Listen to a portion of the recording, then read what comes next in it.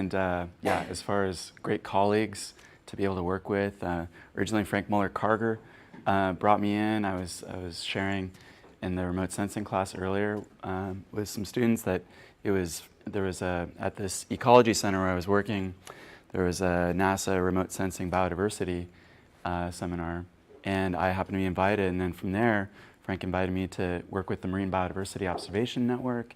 Now Enrique got me to Brazil to work on the Pole to Pole project, and so it's just it's a great group. It's really fun, and I was in Pat Halpin's group. I was working on mostly marine mammals, setting up this OBIS CMAP data portal for marine mammals, seabirds, and sea turtles. And then I was setting up the observations, and then I got more interested in, well, what do you do with those observations, predicting critters based on environmental associations across the seascape, and then with that, then how can you use those predictions about when and where and how many animals you're encountering to minimize impacts on wildlife, especially for things like marine protected areas, where to set aside fishing, where to site offshore wind, where to prevent ships from striking whales, these types of applications. So that led me to some of these technologies, and as well as the Ocean Health Index, which I'll share a little bit more about as well. So this is sort of a blended talk where I think most of you already are fairly familiar with marine conservation side, and maybe less familiar about the data science side and what that can do for your applications of interest. So just to take a poll here, who can tell me what this, whoa, now it's gone blank. What did I do?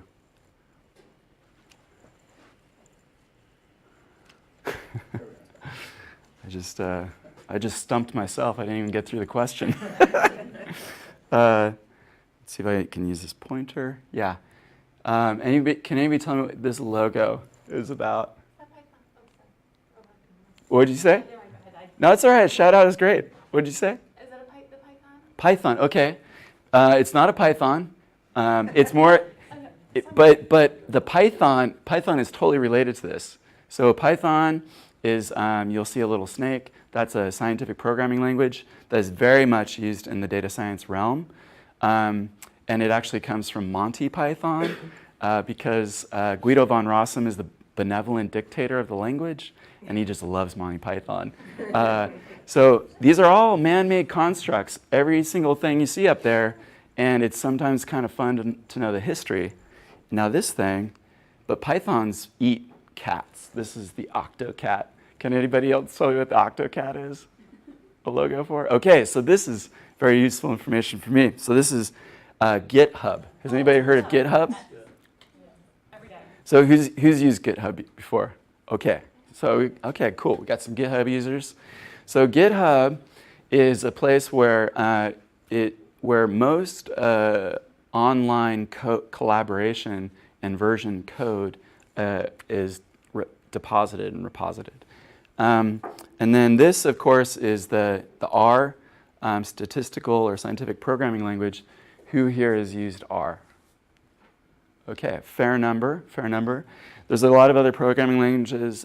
Python, that's probably even more popular, and it's fantastic. I'm going to go over some reasons why I like R.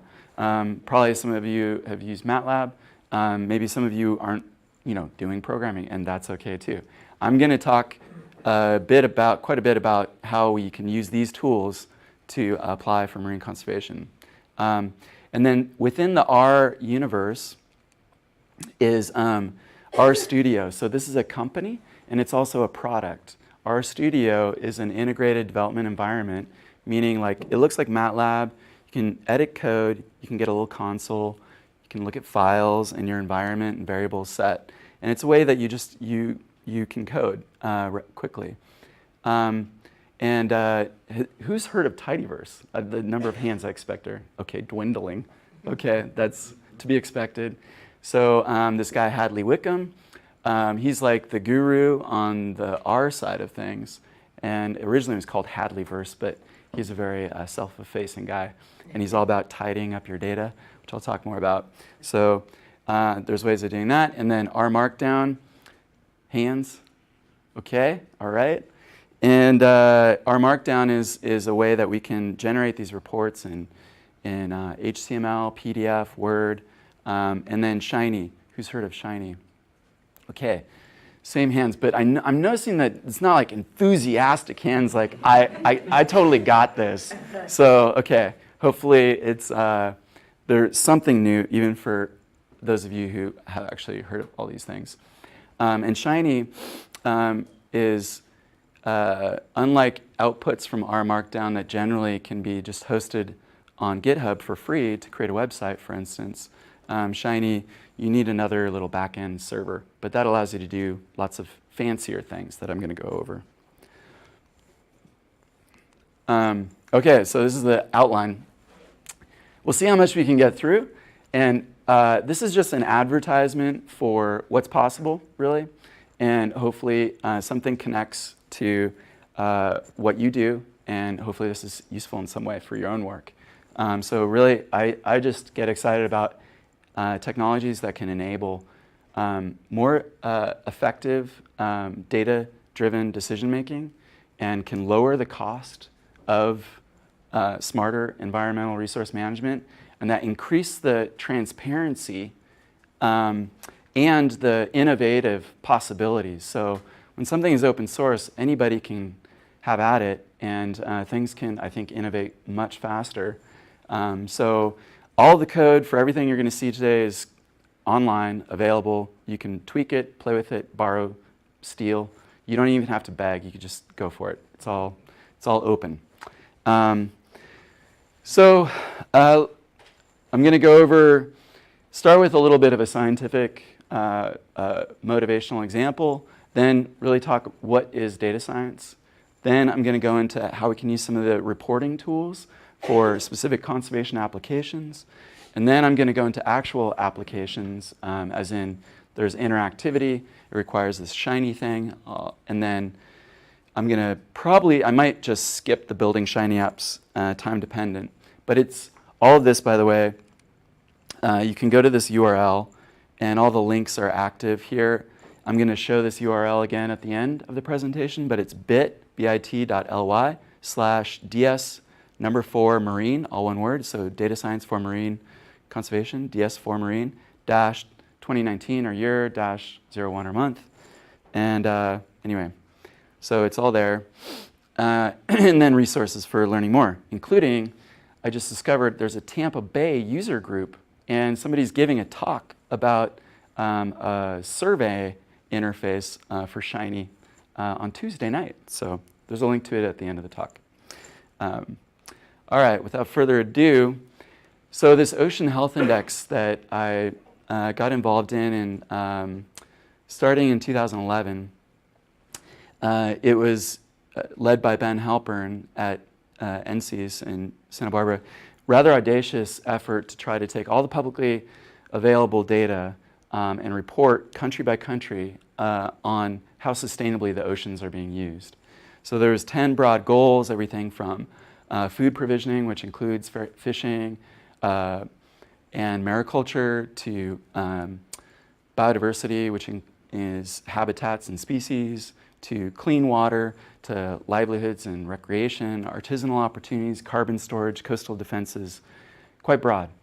And taking all the available data that is comparable and then coming up with reference points and saying, okay, what's the current status, where are we at now? And then what's the trend based on where we've been? And then what pressures, especially human pressures, are there, and what resilience is there? So good governance is the biggest indicator of resilience. That is likely to predict the future. Each of these counts for half of a score that goes into each of these 10 goals.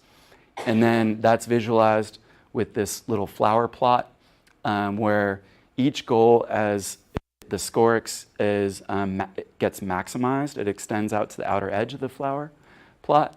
And then it's then, in this case, evenly weighted to arrive. So some of the goals have sub-goals, so they're split in two, and some do not. And then you get an average overall score for the given country. So that was done globally for every country that has an ocean. And this process was pretty fun and pretty data intensive on round one. And we quickly realized that to make this a repeatable measure, we had to really modularize the code. We had to collaborate. Initially, it was me. All the scientists would go out and come up with an equation, point at some data, and say, make it happen, and then wait for me to make it happen. And I really needed some extra eyes on it, and I need some verification. And more of the scientists became scientific programmers as we learned together using these tools, which were still evolving. And that led to this paper that kind of mapped out our process where starting in 2012, the gray in these bubbles is how much is spent on science versus data science. So just a little bit on data science, but a massive overall effort that predated me by a couple of years. And then moved on to, okay, there's a lot of effort, but it's actually mostly in just making this thing reproducible with a few updates on the input data. And then it became less and less effort as we got more streamlined with these tools, to the point that these tools then could be handed off to other countries and they could do their own assessment. So that's how we got to do better science in less time using these open data science tools. So we had already gone over R and RStudio, Git, and GitHub. So Git is what versions your code. And this is really important for reproducibility. And it's also really important for collaboration. So it gives you freedom to go and play with something, tweak it, change it, kill it. And then you can always roll back to a previous version. And you can contribute changes, and you can have a very technical conversation on GitHub.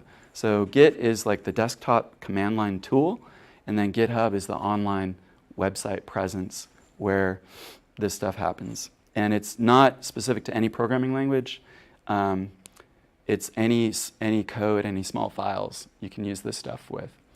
And so there's still a lot of human effort involved in promoting the use of this stuff, and it's kind of where I'm finding a lot of, I'm personally interested in these enabling technologies. So since creating some toolboxes, now the Ocean Health Index, so the NCEIS-led assessments are color-coded in the EEZs in the Baltic, Brazil, US West Coast, Canada, for instance, China, and then there's a whole bunch of others that are popping up that are led within the country.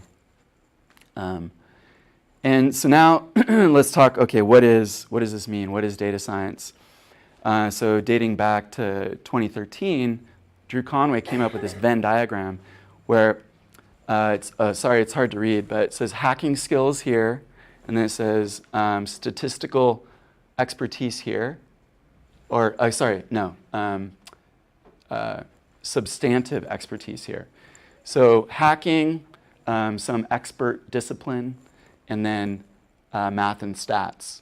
So data science is the intersection of all these, and if all you can do is hack and you have some expert knowledge but you don't have any stats, they call that the danger zone, because you can't say anything with statistical certainty. And maybe substantive expertise and just math and stats, that's more traditional research. That's what we're used to. But then when you add the hacking in, it's just stuff happens. It's fun. So to simplify this, okay.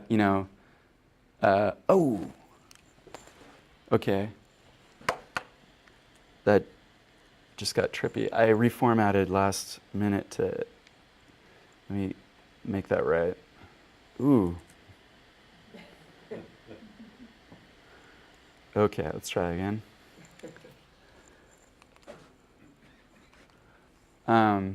So programming, so like with R, Python, there's Julia, there's a lot of programming languages, web interface, so JavaScript, HTML, CSS, databases, so MySQL, SQLite, Postgres. I really like PostGIS. This is spatial stuff. And then stats, AI, machine learning, spatial analysis, environmental science, ecology, evolution, species distributions, connectivity, environmental laws. And so then, okay, so now back to the data science. I really like the mentality, and I want to just try to give you guys some boxes for how to think about these things, so you can think about where do you get stuck in doing your science. So this is from Hadley Wickham's R for Data Science book, and it's updated online, freely available, rather continuously. There's a link to this at the end. But this is the tidyverse guy, and you import it, you make it tidy. I'll get to what that means. And then you transform, you visualize, you model, and notice that this is iterative to build your understanding. All of this you can do programming. And then you communicate. So with R Markdown, meaning a static kind of output, even though it can look interactive, I'll show you what I mean, or Shiny, where it's truly interactive. And then these concepts are actually very old, and they date back to the origins of R. In the 70s, there was this guy, Tukey. He was a statistician. Tukey's test, you might have heard of. Do some comparisons. He wrote a book called Exploratory Data Analysis. This EDA mentality, the idea was that you could quickly look at your data with a quick couple command lines. You can see the outliers. You can see the things that look nefarious and you need to clean your data. You can see how you need to transform, maybe log transform or otherwise, to normalize your information before you actually do the modeling. So there's this transform, take a look, you're exploring, you're doing the analysis, and it's meant to be very agile. And that really prompted S, which stood for statistics, that became S+, which was commercial. Then after S was not commercial. And then guys with the name of R said, let's take it back to the roots, open source it, and still with that mentality. So, and this little area here, bringing in your data, that, according to this one New York Times article, could be 50 to 80% of your effort is in this janitorial work. So it's very mundane, and it's not terribly exciting. You're not getting answers yet, but you just need to get the darn data into your format. And usually when you're coming up with the modeling, it's like one line that you run to figure out what's the interesting association, correlation, et cetera. So becoming very agile in this area really enables you to narrow the gap from question to answer as a scientist. And this Tolstoy quote I really liked from Hadley. He shared, happy families are all alike. Every unhappy family is unhappy in its own way, though. And tidy data sets are all alike, but every messy one is messy in its own way. So there's this notion that if you can get data oriented in a certain way, and it's also this mentality, then all the other tools are readily available to answer basically any question you have. And there are these cheat sheets that are like gold for when you're learning this. So all of the data wrangling or manipulation that you need is in these cheat sheets. And you can study them. And there's something here that is rather new to R called the pipe character. And it creates this readable code. So this is talking about how to shape data, how to subset data, how to group it. And when you can take the output of whatever's left of this pipe character and then feed it as the first argument of the next function, that's effectively what the pipe operator is doing. You can then sequence all of your logic so it's human readable and not just machine doable. And that readability, you're always writing for yourself as well as your future self at a minimum. So it makes it, you can get a lot more done, and it becomes a lot more legible. And these little tricks they've changed the way I do things, and it's pretty great. This is a title of a book, and this actually was the cover of a book. And